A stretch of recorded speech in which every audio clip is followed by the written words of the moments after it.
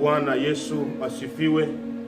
Basi ni siku njema ambayo Mungu ameifanya kwa ajili ya maisha yetu. Tupatana tena mahali hapa. Wacha tuenende mbele za Mungu ili tukaweze kukabidhi siku njema hii na neno letu la leo likaweze kupata kibali mbele zake. Tuamini na tuombe. Baba, katika jina la mwanao Yesu Kristo aliyesulubiwa pale msalabani, tena akasema kila kitu kimekwisha pale msalabani, mbele zako Jehova, wacha ukapate kuchilia kibali chako katika maisha yetu. Naita Mungu wangu uwezo wako na mamlaka katika majira haya, ili Jehova tunapoenenda mbele zako Mungu wangu, tunaposikia sauti hii Jehova, ikawe ni sauti yako Mungu wangu, ikaitakase tukaweze kusikia mausia yako Mungu wangu. Enda Mungu wangu, kafungue akili zetu za ndani, masikio yetu ya ndani, roho zetu za ndani Jehova, ili tukaweze kupata hekima kutoka kwako wewe. Ni katika jina la Yesu Kristo tunaomba na kufungua, amen. Bwana Yesu asifiwe tena. Basi ni mtumishi wenu Pastor Gerald Nzola kutoka Malindi. Nambari ya simu ni 0725 0684 00. Hiyo ndio nambari ambayo unaweza ukapiga wakati wote, tukasaidiana katika wakati huu wa maisha ya kumngoja Kristo.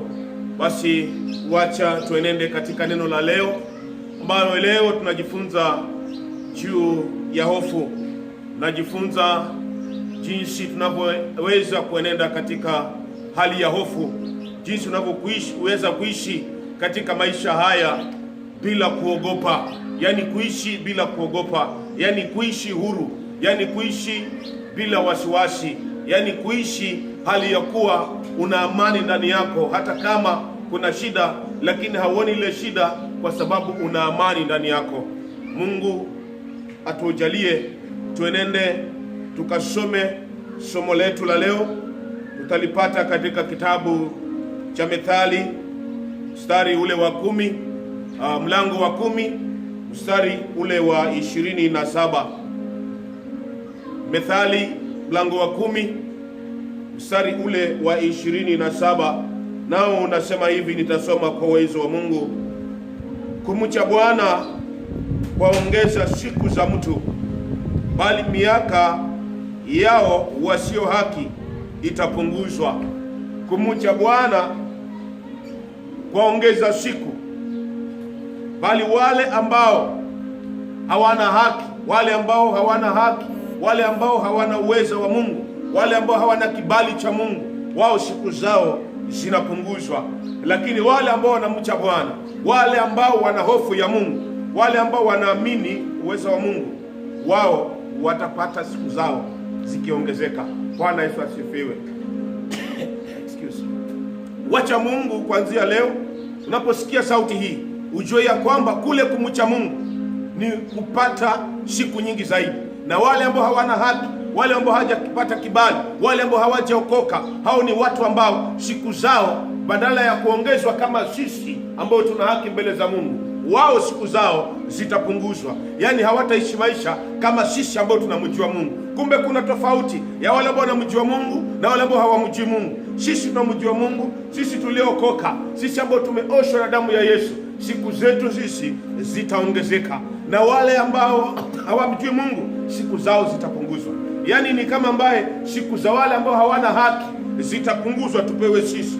Zetu zinaongezwa, zao zinapungua. Kwa hivyo wewe kama unahitaji siku zako kuongezwa, kama unaamini Biblia, kuanzia sasa mtafute Mungu ili siku zako ziongezwe. Usiishi katika hofu, bali uishi katika hofu ya Mungu. Si hofu ya dunia, si hofu ya shida za dunia, bali hofu ya kumtafuta Mungu. Bwana Yesu asifiwe. Kwa hivyo ni sisi ambao tunamcha Mungu ambao siku zetu zitaongezwa. Wewe usiwe na wasiwasi utafanya nini usiku, utafanya nini mchana, bali kuanzia leo kuwa na hofu ya Mungu ili siku zako zikaweze kuongezwa, ili ukaweze kumngoja Yesu ukiwa hata wengine hawatafariki, hata wengine hawataonja mauti mpaka wamuone Yesu akishuka kutoka juu mbinguni. Kwa hivyo wewe ambao unamcha Mungu, siku zako zitaongezwa. Kwa hivyo mtafute Mungu kwa moyo wako wote. Ninaongea na watu ambao wanamjua Mungu, na wengine ambao hawajamjua Mungu watafute ile haki ya Mungu ili waweze kupata siku zao zikiongezwa. Bwana Yesu asifiwe. Tunapoenenda mbele ya kwamba katika hii hofu tunateseka kwa sababu hatujamjua Mungu jinsi ambavyo inapaswa. Hatujamjua Mungu, ndipo sasa tuna hofu kila saa. Maana tukiangalia kule kuwa na hofu, unaweza ukafa kwa sababu ya hofu. Haufi kwa sababu ya ugonjwa, haufi kwa sababu ya shida, bali unakufa kwa sababu ya hofu ya Mungu, ya dunia. Unakufa kwa sababu una hofu ya magonjwa. Unafariki kwa sababu una hofu ya kwamba utafanya nini, haujui kesho itakuwaje. Kwa hivyo inapofika kesho, wewe unaona ambaye siku hautaipata. Kwa hivyo afadhali ukafa leo. Ndiposa wengine wanafika wakati wanajitia kitanzi kwa sababu hawaoni kwamba siku ya kesho itafika salama. Lakini nataka kuongea wewe ambaye unanisikia. Nataka kuongea na wewe ambao sauti hii ya kiroho inakupata wewe katika maisha ya kiroho, ya kwamba hakuna kuogopa. Wacha tuangalie kitu kidogo kuhusu hii hofu. Wale wataalamu vile ambavyo waliangalia hii hofu. Hofu kwa Kiingereza ni fear. Sasa when we look at the word fear, we can judge something out of there from our scholars. The word fear, just put the word fear, F-E-A-R. Look at that word fear. Is F-E-R. That means false evidence appearing real. We are looking at false evidence appearing real. So the word fear is false evidence appearing real. You are just coming up with your own imagination and illusion. From that imagination and illusion, it can lead you to suicide. But when you start to imagine about the inheritance of the kingdom of God, the inheritance of our Father, the inheritance of the eternal life, you start to enjoy the life before Christ. Bwana Yesu asifiwe. Kwa hivyo tunapoangalia hili neno lenyewe, kuogopa, limekuwa likana shida. Watu wanajitengenezea mambo mpaka wanakuwa na wasiwasi. Lakini wewe na mimi ambaye leo tuko na Kristo ndani yetu, tuondoe ile hofu ili tumtafute huyu Mungu katika roho na kweli. Bwana azidi kututia nguvu ili tusiwe na hii hofu ya mwanadamu, tusiwe na hofu ya magonjwa, bali tuwe na hofu ya ule utukufu wa Mungu. Bwana Yesu apewe sifa. Kwa hivyo wakati huu tunapoenenda katika hizi shida, tusiangalie hizi shida, bali tuangalie yule Mungu, maana yeye mwenyewe ndio anatutia nguvu. Bwana Yesu asifiwe. Kwa nini unakuwa na hofu? Wakati mmoja ukiangalia Luka mlango wa 12 mstari wa 4 na 5, wakati watu wako na hofu, wakati watu ambao hawajua fanye nini, akawaambia msiogope yule ambaye anaua na hawezi akafanya chochote, bali mumuogope yule ambaye anaweza kuwa huu mwili tena hiyo roho nayo akaiua. Yani badala ya kuua mwili peke yake, shetani anaua mwili peke yake, lakini hawezi kugusa roho ya Mungu.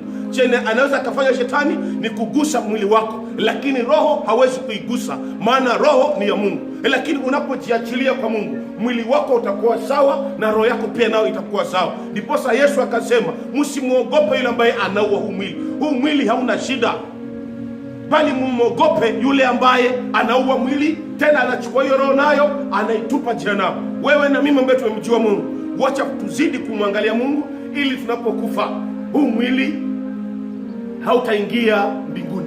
Mwili hautarithi ufalme wa mbinguni. Unapoangalia Wakorintho wa kwanza mlango ule wa 15 mstari wa 50, ni kwamba mwili na damu hazitarithi ufalme wa mbinguni. Mwili na damu hazitarithi ufalme wa mbinguni, bali roho yako wewe na mimi ndio itarithi. Kwa hivyo huu mwili una hofu kwa sababu hautaki kuteseka, lakini roho yangu mimi haina hofu kwa sababu haiangalii haya magonjwa. Bwana Yesu asifiwe. Haina hofu, roho yangu haina hofu. Roho yako pia nao, enda ukaondoe hofu ndani ya maisha yako. Wachana hizi hofu. Mambo ya mwili ni hofu, lakini mambo ya roho ni kurithi ufalme wa mbinguni. Mungu azidi kukutia nguvu, akuondolee ile hofu ya dunia, akuondolee hii hofu ya magonjwa, akuondolee hii hofu ya kwamba utapata wapi chakula, akuondolee hii hofu ya kwamba shule zikifunguliwa pesa zitatokezea wapi, akuondolee hii hofu ya kwamba kila wakati haturuhusi kutoka nje tukajitafutie. Ondoa hii hofu, muhimu ni roho yako itakuwa wapi.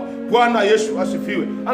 Tuangalie haya mambo ya hofu. ni roho iliyoletwa na haya mambo ya korona. Ni roho ya korona, ni roho ya shetani ilijigeuza ikawa kama korona ili ututie sisi hofu.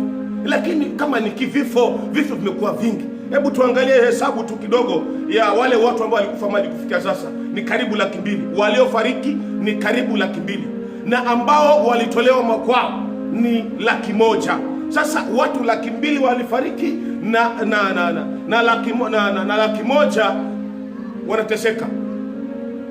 Wewe una korona, ni watu 30 waliofariki na watu 800 walioathirika. Bado hata ni wachache. Hii hofu ni ya nini?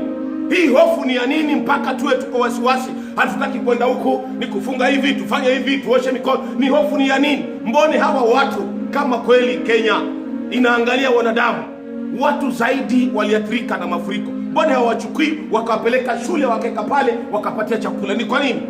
Lakini wanataka wewe ukiwa umepimwa ndio upelekwe mahali ukapatiwe chakula. Kwa nini? Hata hauna haja na hiyo maneno. Lakini kuna watu wanateseka, walifariki kupoteza maisha, mashamba yakaenda, nyumba zikaenda, lakini hawezi kuweka mahali pamoja. Kwa sababu gani? Roho ya ibilisi imetanda katika roho ya hii korona. Bwana Yesu asifiwe. Kwa hivyo ninaongea juu ya hofu. Hii hofu ndio inafanya mpaka sasa hatuwezi kukaa sawasawa majumbani, hatuwezi kumwabudu Mungu, hatuwezi kuabudu Mungu katika roho na kweli. Yaani tunafanya kujiibaiba hata kule kumwomba huyu Mungu. Kwa sababu gani? Kwa sababu ya hofu ambayo imewekwa na viongozi wetu. Kwa hivyo mimi na wewe ninakuongelesha katika roho, sikuongeleshi katika mwili. Na kama una shida na kuelewa huku, enda katika roho, muulize Mungu, mchungaji anasema nini, ili nawe uelewe vile ambavyo naelewa mimi. Ukiwa katika roho hautakuwa na shida. Hii hofu itakusumbua kama huna Mungu. Ukisikia mtu ana hofu sana mpaka kiwango cha kuwaza hata kujinyonga, ni kwa sababu hajakuwa na Mungu ndani yako. Lakini unapokuwa na Mungu ndani yako, ile hofu inakuondoka na unakuwa na amani ya Yesu. Hata kama ni kufa, unajua wacha Mungu mwenyewe aweze kuchukua roho yake, lakini si wewe mwenyewe. Angalia, tunapoangalia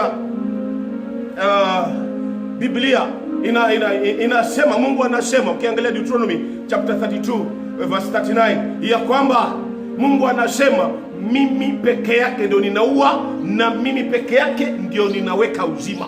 Ni Mungu.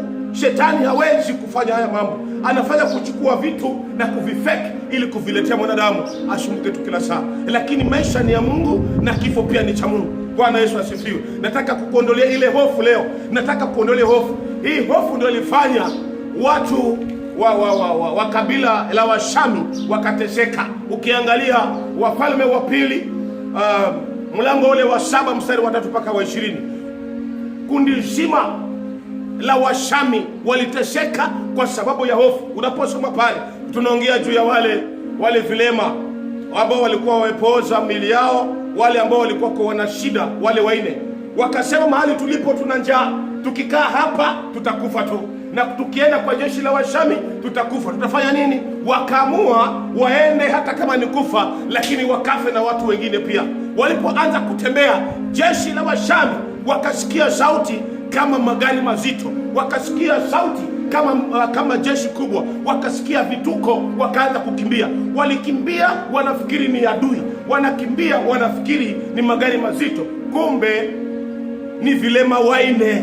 Lakini walikimbia wakifikiri ya kwamba watakufa, kumbe ni vilema peke yake. Wanaogopa vilema, wanaogopa watu ambao hawajiwezi, lakini kwa sababu wako na Mungu ndani yao. Wale hawana Mungu wakawa na hofu. Ondoa hofu, uwe na Mungu, hofu itakuondokea. Ukiwa na Mungu, hofu itakuondokea. Hautaogopa korona, bali utaogopa Mungu. Mbone kila siku tuna sheria nyingi, lakini leo tukisema ni lazima mtu aombe mara 3 kwa siku, kama utaomba utapelekwa jela. Mbona hakuna sheria kama hizi? Lakini lazima kosha. Mungelikuwa mnaogopa Mungu kama vile mnaogopa korona, Kenya hii ungelikuwa na magonjwa. Mungelikuwa mnaogopa korona sawa sawa na vile mnaogopa Mungu, dunia mzima ingelikuwa shetani hawezi kupata nafasi. Lakini kwa sababu ya kujililia tu nafsi zenu, ya kuangalia tu hamtaki kufa, na Mungu hamna haja naye. Kwa hivyo naongea juu ya hofu leo.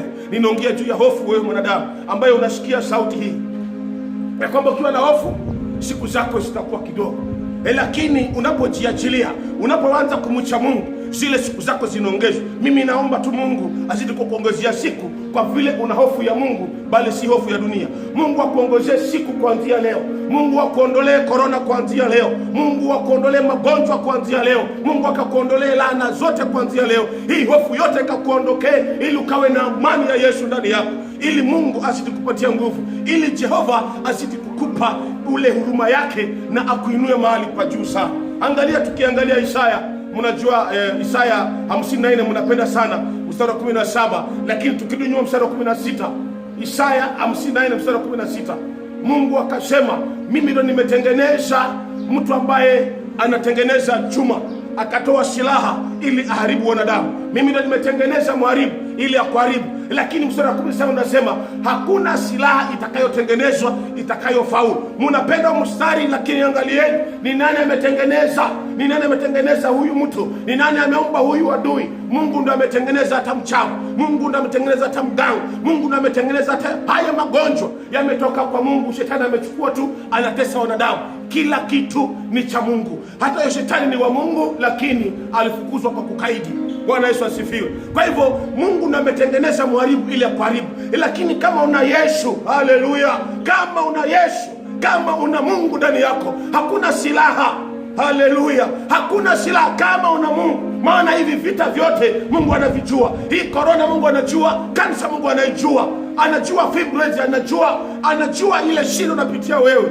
Lakini ambaye ana Yesu, hakuna silaha itakayotengenezwa maishani mwako itakayofaulu. Lakini uwe na Yesu. Msijisemee tu ili neno ya kwamba no weapon formed against me shall prevail. No, if you have Jesus in you, this is where now the forces will not prevail. That is why you need God to be with you. Bwana Yesu asifiwe. Haleluya. Wacha Mungu kuanzia sasa atende maisha mapya ndani yako wewe.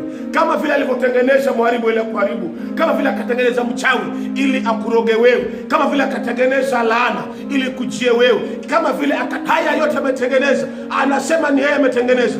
Lakini ambaye ana Yesu, ambaye ana Yesu kama mimi na wewe, kama una yeye, kama huna mwanzo kumtafuta. Kama una Yesu, anza kumtafuta ili Mungu azidi kukuzingira.